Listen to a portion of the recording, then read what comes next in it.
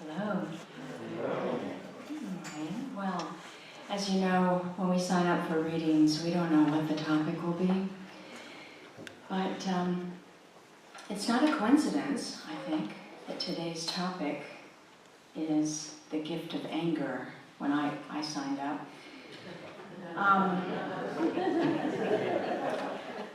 You don't see me as an angry person? Well, the universe may be encouraging me to face my fear, because I've been afraid of anger for a long time.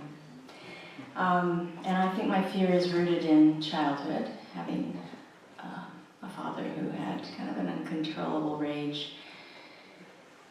Fast forward to the present, or the most recent past, my ex-husband, who also had an uncontrollable rage. So I thought, well, in both these circumstances and many others in my life, if I could just be a good girl, a little more obedient, nicer, kinder, perfect, I could dispel that anger. That didn't work. So, it's time to face my fear. My own anger. Do I look angry when I put on glasses?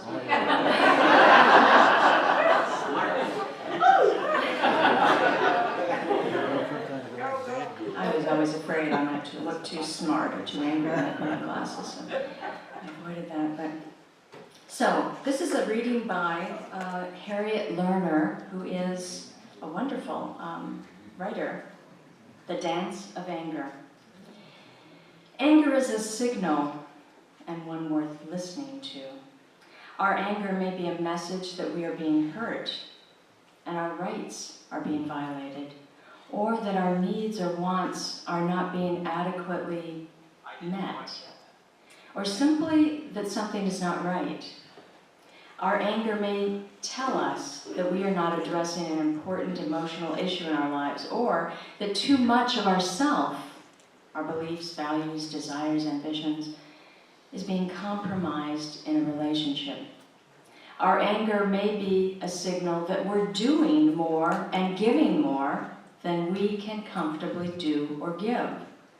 Or our anger might warn us that others are doing too much for us, at the expense of our own competence and growth.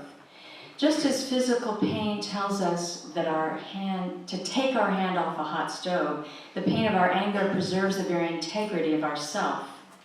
Our anger can motivate us to say no to the ways in which we are defined by others, and yes to our innermost self.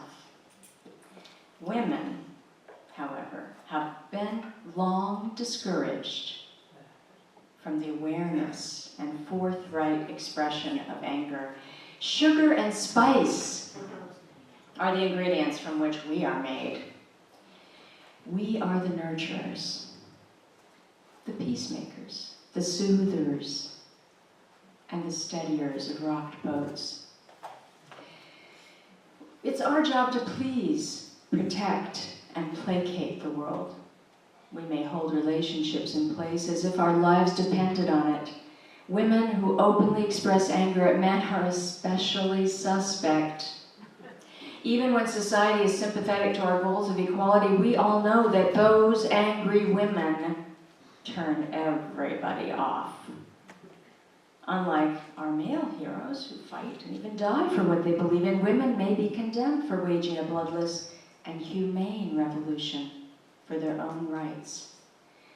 The direct expression of anger, especially at men, makes us unladylike, unfeminine, unmaternal, sexually unattractive, or more, just strident.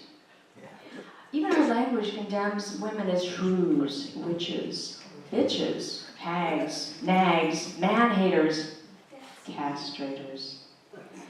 They are unloving, unlovable. They're devoid of femininity. Certainly, you do not wish to be one of them. It is an interesting sidelight of our language, codified and created. by men.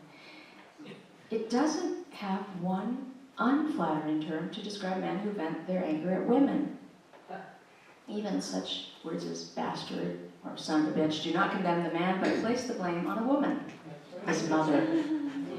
The taboos against our feelings and expressing anger are so powerful that even knowing when we are angry is not a simple matter. Because the very possibility that we are angry often meets with rejection and disapproval from others. It's no wonder that it's hard for us to know, let alone admit, that we are angry. Why are angry women so threatening to others? If we are guilty, depressed, or self-doubting, we stay in place. We do not take action except against our own selves, and we are unlikely to be agents of personal or social change. In contrast, angry women make change and challenge the lives of us all, as witnessed by the decades of feminism. And change is an anxiety-arousing and difficult business for everyone, including those of us who are actively pushing for it. Thus, we are to learn and fear our own anger, to fear our own anger. Not only because it brings about disapproval from others, but also because it signals the necessity for change. We also begin to ask ourselves questions that serve to block or invalidate our own experience of anger. Is my anger legitimate? Do I have the right to be angry? Let us question the questions. Anger is neither legitimate or illegitimate, meaningful or pointless. Anger simply is. Anger is something we feel. It exists for a reason, always deserves our respect and attention. And we all have a right to everything we feel. And certainly our anger is no exception. There is, however, another side of the coin. If feeling anger signals a problem, venting anger does not solve it. Venting anger may serve to maintain or even rigidify the old rules and patterns in a relationship, thus ensuring that change does not occur. When emotional intensity is high, many of us engage in non-productive efforts to change the other person, and so doing, fail to exercise our power. Those of us who are locked into ineffective expressions of anger suffer as deeply as those who dare not to get angry at all.